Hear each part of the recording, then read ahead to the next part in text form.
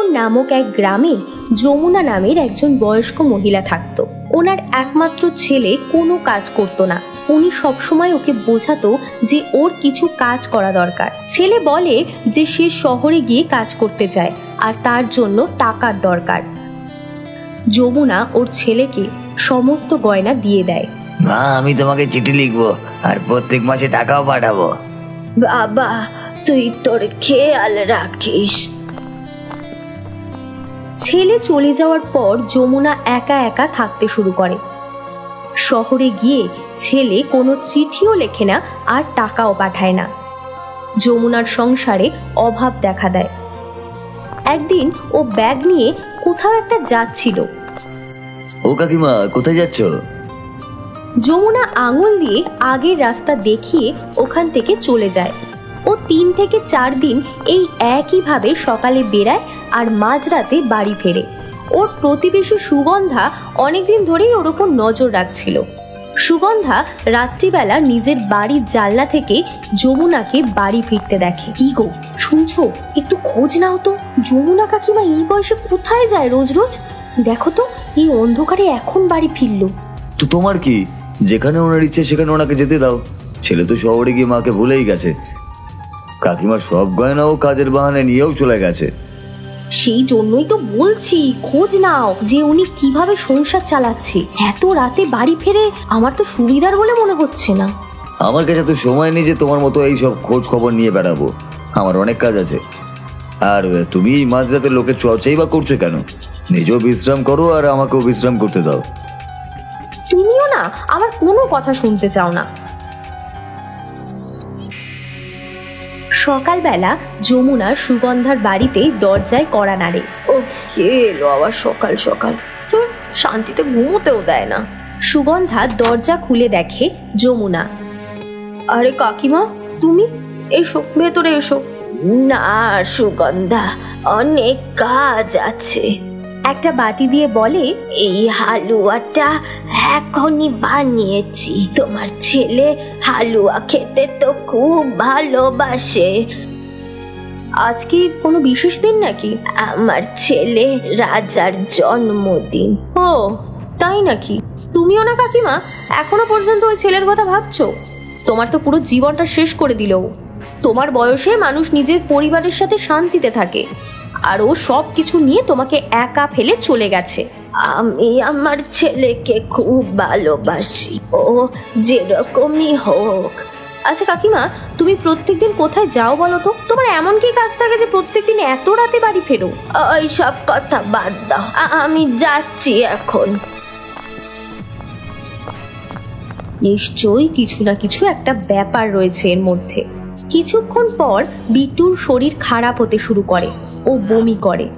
তুমি আজকে ওকে কি খাইয়েছো? হ্যাঁ বলো তো, ছেলেটা কখন থেকে বমি করছে? আমি তো ওকে এখনো পর্যন্ত কিচ্ছু খাওয়াইনি। সকালবেলা কাকিমা হালুয়া দিয়ে গেছিল, ওটাই খেতে দিয়েছি ওকে। বাবা, আমার খুব কষ্ট হচ্ছে। না বাবা, তোর কিচ্ছু হবে না। চল তোকে ডাক্তারের কাছে নিয়ে যাই। সকালে তো ঠিকঠাকই ছিল, জানি না কার নজর লাগলো। তুমি তাড়াতাড়ি ওকে ডাক্তারের কাছে নিয়ে যাও, না হলে ওর শরীরে জলের অভাব দেখা দেবে।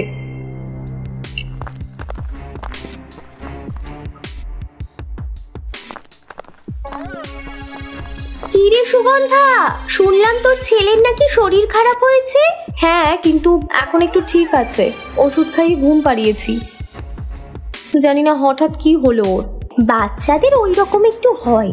এক্ষুনি রাস্তায় যমুনা কাকিমাকে দেখলাম, খুব তাড়াতাড়ি করে কোথায় যাচ্ছে দেখলাম।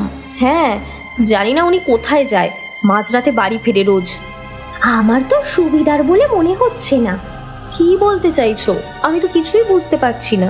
আমার মনে হচ্ছে এই যমুনা কাকিমা কিছু তন্ত্র মন্ত্রের সাধনা করছে। মাঝরাতে আমাদের বাইরে বেরোনো সাহসই নেই। পরশুদিন রাতে দেখলাম একটা পোটলা করে কি আনছিল। আমি জিজ্ঞেস করতেই আমার দিকে বড় বড় চোখ করে তাকালো। এই বুড়িটা কোনো তন্ত্র সাধনা করছে। আজকে সকালে যমুনা কাকিমা দেওয়া হালুয়া খেয়েই আমার ছেলের শরীরটা খারাপ করলো। হে ভগবান! রাতে ও ওর বাড়ির উঠোন থেকে খাটিয়াটা তুলছিল। তখনই সামনে একটা কালো ছায়ামূর্তিকে দেখে। কালো কাপড় পরে, চুল খুলে, কপালে মোটা লাল সিঁদুরের টিপ পরে আর গাঢ় কাজল পরে একটা বুড়ি হাতে হারিকেন নিয়ে লাঠি ঠুকে ঠুকে আসছিল। ওনাকে দেখে সুগন্ধা ভয়ের চোটে ঘরে ঢুকে যায়। হে ভগবান, রক্ষা করো, জানি না কোন ভয়ানক আত্মা এটা। ও জানলা দিয়ে ভালো করে দেখার চেষ্টা করে। ওই মহিলাটা যমুনার ঘরের দিকে যায়। হো, তার মানে এটা যমুনা কাকিমা। জানি না এরকম সেজেগুজে উনি কোথায় যায়। আমি তো আর একটু হলে জ্ঞান হারাতাম। কালকে তোমাকে আমি মজা দেখাবো, দেখো। তখনই গ্রামের কিছু লোক হাতে লাঠি আর মশাল নিয়ে আসে। মাধব, এই মাধব, এই তাড়াতাড়ি বাইরে আয়। কি গো, শুনছো? বাইরে কতজন লোক তোমাকে ডাকছে। এই এত রাতে আবার কে ডাকতে এলো আমাকে? মাধব বাইরে আসে। তাড়াতাড়ি চল আমাদের সাথে। কি হয়েছে সেটা তো বলবে। কৈলাসের ছেলেকে খুঁজে পাওয়া যাচ্ছে না, ওকে খুঁজতে যাব, চল। 3 ঘন্টা আগে বাড়ি থেকে ঘুরতে যাবে বলে বেরিয়েছিল, কিন্তু এখনো পর্যন্ত ফিরলো না। মাধব ওনাদের সাথে চলে যায়। হে ভগবান, এত দেরি হয়ে গেল, এখনো ফিরছে না কেন? সুগন্ধা, এই সুগন্ধা।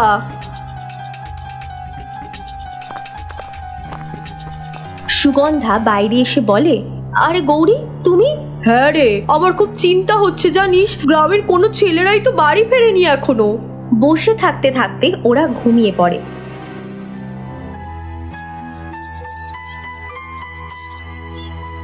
সকালবেলা কৈলাস আর ওর বউয়ের কান্নার আওয়াজ শোনা যায়। ওরা দুজন দৌড়ে যায়।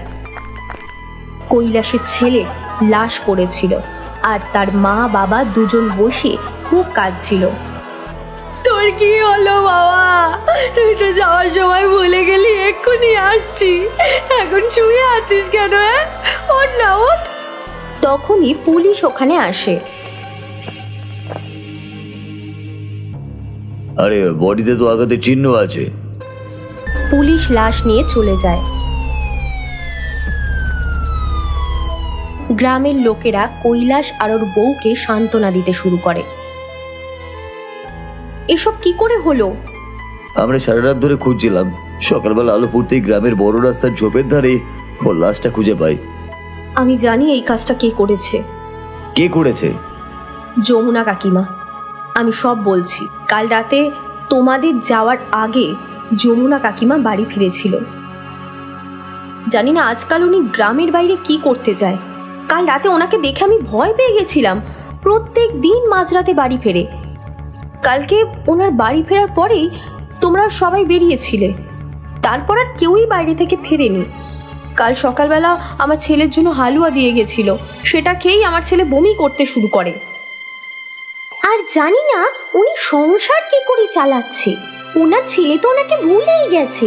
হ্যাঁ, কিছুদিন ধরে আমারও সন্দেহ হচ্ছিল উনি খুব অদ্ভুত আচরণই করছেন। মনে হয় কোনো তন্ত্রমন্ত্র করেছেন। আমার তো মনে হয় উনি নিজের ছেলেকে বাড়ি ফেরানোর জন্য আমাদের ছেলেদের বলি দিচ্ছে। কৈলাসের ছেলেকে উনিই মেরেছে। ওই রাস্তা দিয়ে একমাত্র উনিই বাড়ি ফেরে। না না, এসব কথা বলো না। ভগবান সবার ভালো করুক। পঞ্চায়েত সভা বসাও আর সবাইকে ডেকে কথা বলো। আজকে কৈলাসের ছেলে গেছে, কাল আমাদের ছেলেরাও তো যেতে পারে, ওনাকে পুলিশে দেওয়া উচিত। বিকেলের দিকে একটা লোক যমুনা কাকিমাকে ডাকতে আসে। তখন উনি হাতে একটা ব্যাগ নিয়ে দরজা বন্ধ করে বেরোচ্ছিল। ও কাকিমা, তোমাকে পঞ্চায়েত থেকে ডেকেছে। আমি এখন একটা দরকারে বেরোচ্ছি। কাকিমা, পঞ্চায়েত সভা বসেছে, এখনই ডাকছে তোমায়, খুব দরকার। আরে বাবা, আমার কাজটাও তো দরকারি নাকি? এই এখনই যেতে হবে, না হলে তোমাকে তুলে নিয়ে যাব। এটা কি ধরনের জোর জুলুম? হ্যাঁ, চুপচাপ চলো আমার সাথে।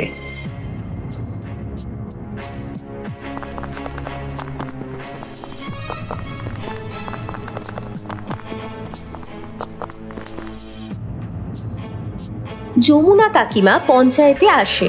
যমুনা কাকিমা, তুমি আজকাল কোথায় যাও বলো তো? শুনেছি মাঝরাতে একা একা বাড়ি ফেরো। আমি যখন যেখানেই যাই না কেন, লোকের কি? তোমার ঝোলাতে কি আছে? কিচ্ছু নেই। এটা খুলে দেখাও। না না, এটা আমার, কেন দেখাবো?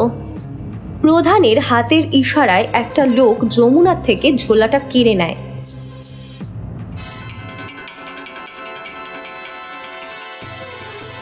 কালো কাপড়, টিপ, চুড়ি, মালা, প্রদীপ, ধূপকাঠি, এগুলোর মানে কি? উনি কোনো তন্ত্র মন্ত্র করে, জানি না আজকে আবার কার বলি দেবে। একদম ঠিক বলেছো, কালকে রাতে উনি ডাইনির রূপ ধরে এসেছিল, আমি তো ভয় পেয়ে গেছিলাম, চিনতেই পারিনি যে ওটা কাকিমা। ওরা কি ঠিক বলছে কাকিমা?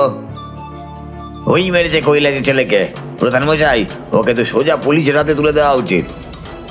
কাকিমা, তুমি তোমার পক্ষে কিছু বলতে চাও নাকি এরা যা বলছে সেটা সত্যি?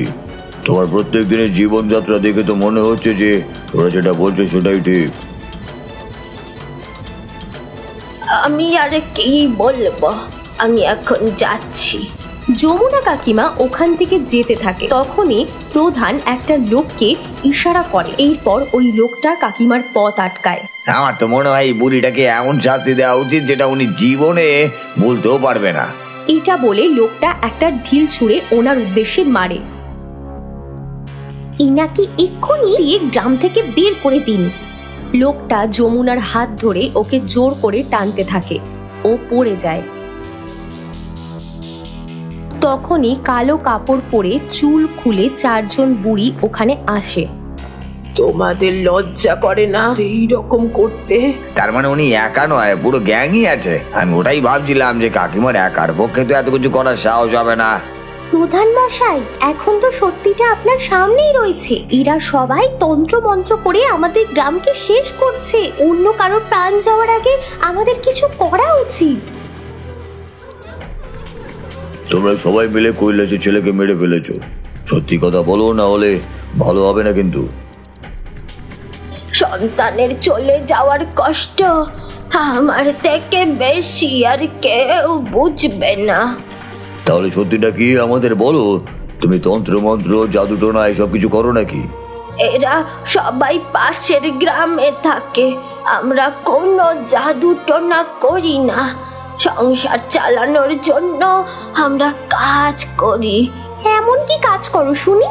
এই বয়সে কোনো কাজ পাই না, তাই আমরা রুদালি হয়ে গেছি। ধনী লোকেদের পরিবারের কেউ মারা গেলে তাদের কারোর কাঁদার সময় থাকে না, আমরা ওখানে গিয়ে শোক পালন করি, খুব কাঁদি আমরা। কোনো মৃত মানুষের সাধ্য শান্তির জন্য কালো কাপড় পরে এইরকম ভাবে সাজাটা আমাদের বাধ্যতামূলক। এইসব কাজকে লোকে অপয়া ভাবে, তাই সবার থেকে লুকিয়ে করি। ওখানে গিয়ে নিজেদের পোড়া কপালের কথা মনে পড়ে, তখন চোখের জল এমনি চলে আসে। ফিরতে ফিরতেও দেরি হয়ে যায়, তাই ওই কাপড় পরে সবার থেকে লুকিয়ে ফিরতে হয়। তাহলে আমাকে যা শাস্তি দেবেন আমি মাথা পেতে নেব। তাহলে কৈলাসের ছেলেকে মারলো কে? জানি না কি সব হচ্ছে এখানে।